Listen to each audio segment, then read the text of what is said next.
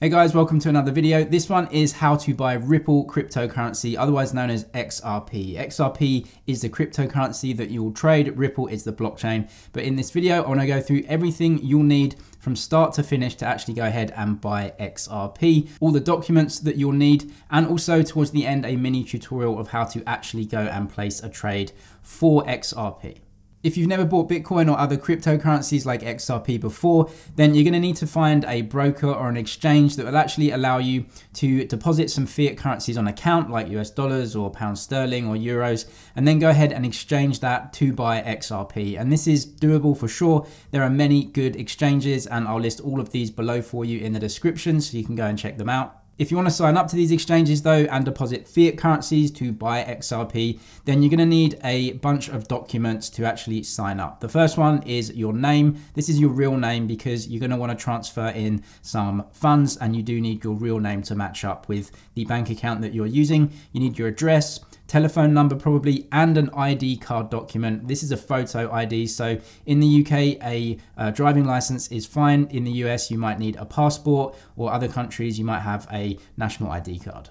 You may have heard that trading cryptocurrencies could actually be completely anonymous, and this is true, but not when you want to transfer in fiat currencies to buy something like XRP. So you are going to need to use a centralized exchange, and that means giving over your KYC information, your address, name, and ID card. There's really two ways that you can go ahead and buy a cryptocurrency like XRP. The first is to use a very consumer-friendly exchange service, and there are trading services like Binance and Coinbase. I'll link both of those in the description for you. I have accounts with both of these and I think they're both very good. They're both quite consumer-friendly and they have a lot of options. Both of these have really feature-rich mobile apps too, which is good for me because it just makes things easier. You can see all of the prices for XRP by other cryptocurrencies, and they actually offer way more features than beginners need. Using the simple exchange service on something like Binance is very easy. You simply just deposit your fiat, and then you can choose the fiat that you're paying with and the cryptocurrency that you want to buy, in this case, Ripple or XRP. You should though be paying a little extra on top of the exchange rate because of how easy they make it, and that's fine. You should only be paying about maybe 1% in terms of trading fees above the actual exchange rate. The problem with this though is that you have absolutely no control over the exchange rate that you're paying for the cryptocurrency, so you may want to go ahead and use their more professional trading services.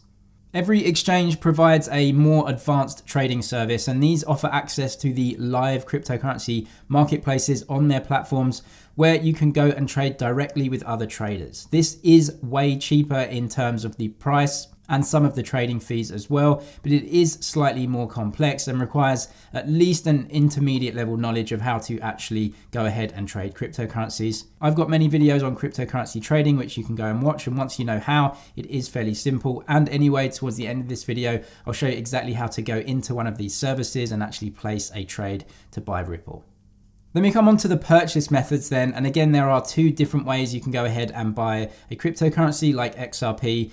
The first one is to just go ahead and buy via a credit card. Every exchange service has this option and it is the easiest way to buy, but it is also the most expensive way to buy. You can pay anywhere from about 1.5% all the way up to about 3 or even 3.5% per transaction. And then you may even get a flat fee on top of that, which to be honest is ridiculously expensive for any investment.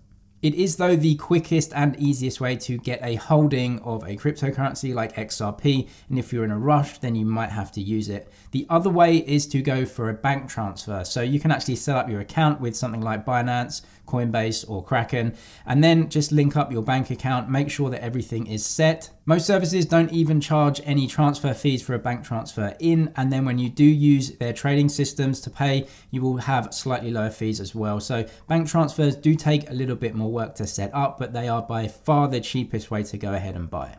Just as a mini tutorial then, I'll show you how to go through and actually buy XRP. So if you're using something like Binance, Like I said, I'll link them below if you want to sign up. You can just very simply go ahead, come up to buy crypto, and then there's a couple of ways. You can either use a credit card or a bank deposit. Let's just click on credit card though. You can see how easy it is.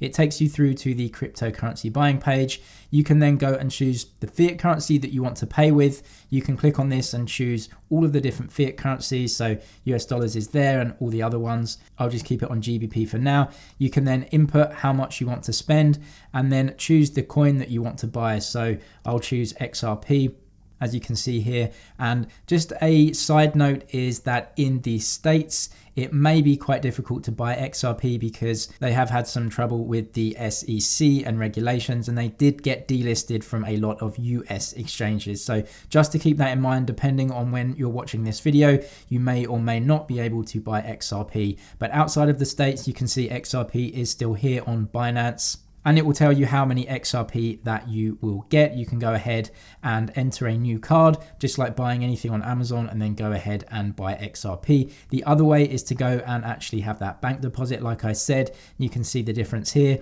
You will deposit a fiat currency, so choose the fiat currency that you want to use in here. It will give you some options for the bank deposits, and then once you've signed up and given your ID documents over, you will get this option, put in the amount that you want to purchase, and it will tell you what the fee is and how many you will get. Go and continue. You can then deposit that fiat currency onto your account.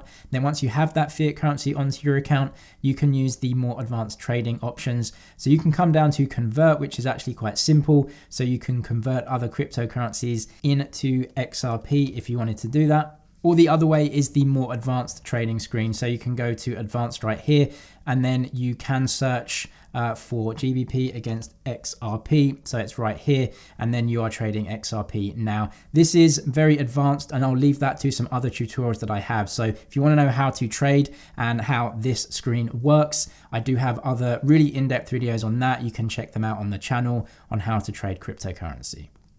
When you do have your XRP along with other cryptocurrencies, you're going to need to look into holding them safely. When you go ahead and buy cryptocurrencies on an exchange, they're actually custodians, meaning that you personally don't have much ownership or control of your cryptocurrency in your exchange account. In normal times, this is very cheap and also very easy. So for beginners and people buying small amounts, I would say not to worry. But if you are buying larger amounts, then you may want to look into some wallet options, either a mobile wallet or a hardware wallet. You can download smartphone wallet apps like Trust Wallet, which is owned by Binance, or Coinbase Wallet, which is owned by Coinbase, of course, or other wallets like Coinomi. I have a video on the best mobile wallets that you may want to use, so I'll link that in the description as well. Mobile wallets essentially place an extra layer of security onto your coins and actually give you ownership of them because you have the private keys, which is essentially the password that you know that allows you to go and spend those coins. Because you personally own the password, it's more difficult for hackers to actually go and steal your coins, but there are still some issues with mobile wallets. So you might want to go for a hardware wallet, which is by far the safest way. Hardware wallets are like small USB sticks that give you a private key or a very difficult to crack password. And they also allow you to keep all of those completely offline, which means that you basically can't be hacked. Hardware wallets are without a doubt the safest way to hold cryptocurrencies. If you're only buying a small amount of XRP, I wouldn't recommend it because it won't be cost effective. However, if you are looking to invest in cryptocurrencies and hold them long term, they are the safest way to actually go ahead and store your cryptos. You do have to transfer your cryptocurrencies out of your exchange account into the hardware wallet, and I do have some other tutorials on how to use mobile wallets and also transfer in and out of the exchanges. So again, you can look at the channel for way more information. But that is the basics of buying Ripple cryptocurrency, otherwise known as XRP. If you want to go ahead and sign up for something like Binance or Coinbase, I will leave those links in the description, as well as some other helpful videos that I talked about in this video. Other than that, do check out the channel, subscribe for way more helpful cryptocurrency content, and I'll see you in the next one.